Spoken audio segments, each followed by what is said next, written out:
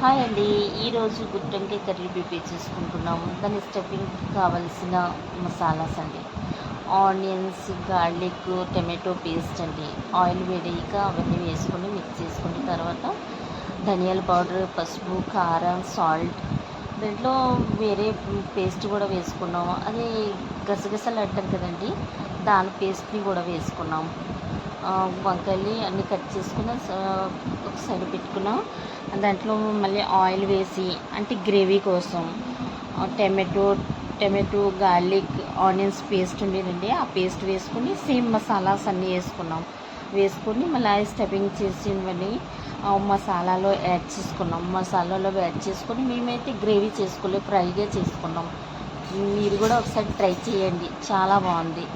అలా curry అయ్యిగా serve చేసుకున్నాం అంతేనండి. మీకు నచ్చినట్టయితే లైక్ చేయండి.